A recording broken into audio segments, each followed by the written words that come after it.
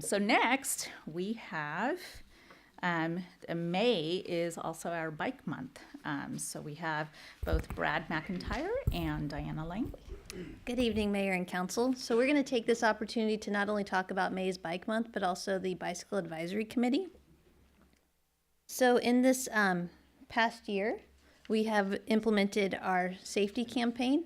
We have the 3 feet for safety signs as well as the Go with the Flow.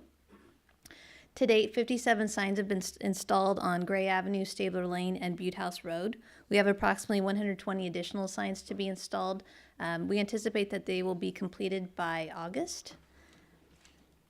In terms of projects, we are focusing on 3 projects right now that improve bicycle safety and bicycle facilities. Those include the Franklin Avenue Improvement Project from Pelora Avenue to Gray Avenue, the Sanborn Road improvements from Bogue Road to Nan Drive, and then the Harder Parkway Path and Park.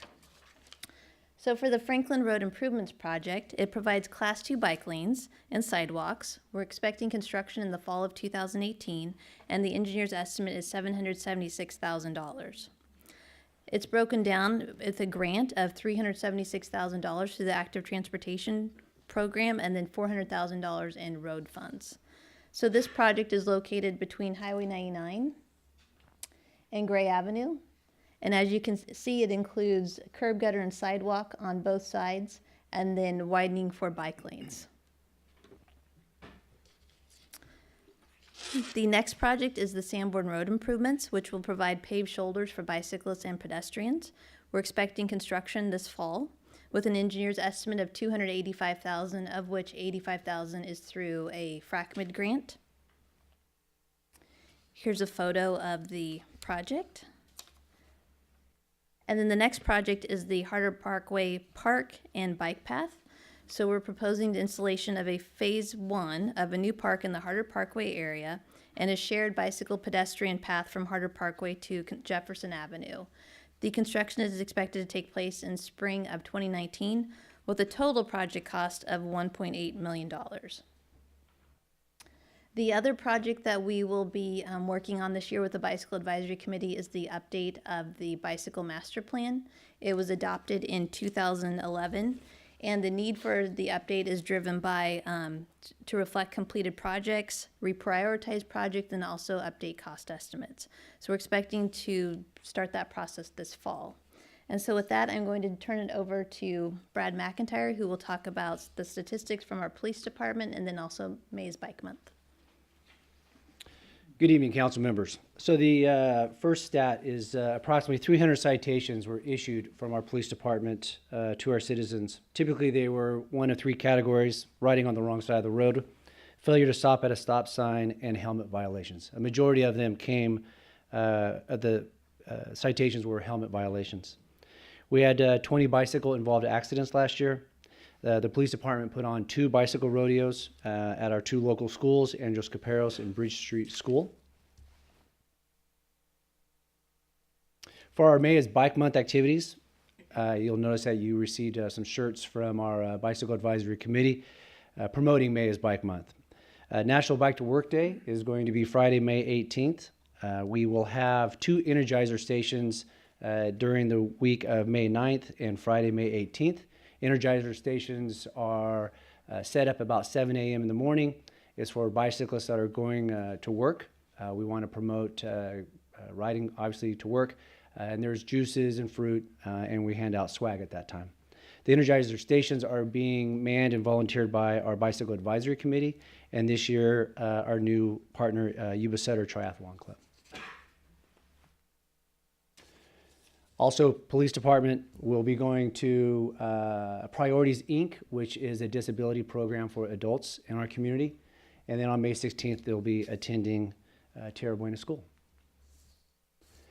For the audience out there, if you're interested in participating in May is Bike Month, you can go to this website at mayisbikemonth.com. You can enter your information. You can track your miles. They have random draws for swag or free things if you like. Last year we had over 90 participants in the city ride their bikes and sign up for May is Bike Month, and we logged in over 12,800 miles. So that concludes our presentation, and we gladly entertain any questions at this time. Great, thank you. Do we have any questions?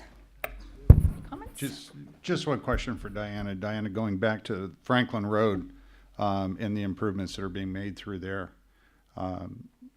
could you just go a little bit more into how that grant came about, what we're doing, and just the improvements? If folks don't know what that roadway looked like on the south side of Franklin Road, there were no improvements along there. That's where an area of proposed annexation butts up to that.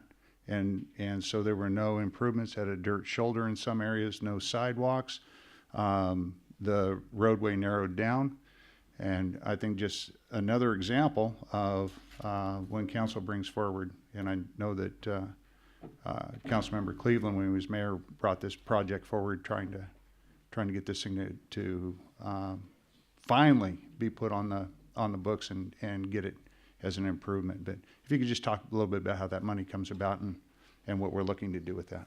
So the active transportation grant program is administered, we submitted the application to SACOG. So there's the state level and then the regional level. And this project was successful based upon the fact that we're providing facilities for bicyclists and pedestrians. With this being a major route to Yuba City High School, there's a high volume of bicyclists and pedestrians that use this. And with it being an unpaved shoulder, there's a lot of drainage issues. You have vehicles sneaking over into the shoulder, which is extremely dangerous for the bicyclists and pedestrians. And so with this, we will be providing dedicated facilities for both so that you can have shared use between the vehicles, bicyclists, and pedestrians. We are partnering with the county. They will be paying for their share of the project that's located within the county on the south side of Franklin. Great, thank you. Thank you.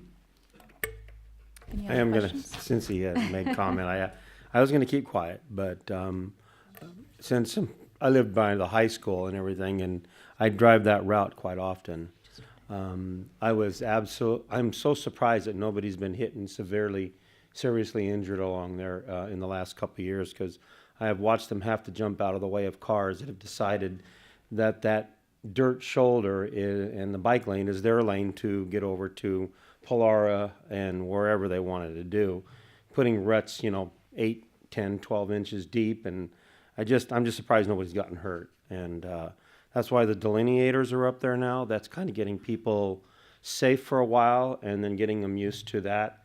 And then when this goes in, they'll see how they'll have actually truly 2 lanes to actually move that way for that last part. So a improvement for the pedestrians, the bicycle riders, and the people in cars is coming. So it's going to be an improvement for everyone. And I've been trying to do this actually longer than just a couple of years. When I was at the county, I was always looking for ways to divert money to get that done, because I've noticed it about 6 years ago. And so thank you for being creative and for pushing hard at SACOG. Appreciate that. Citizens will love it. Okay, great, thank you. Next, we have George, who's going to go over the digital front door.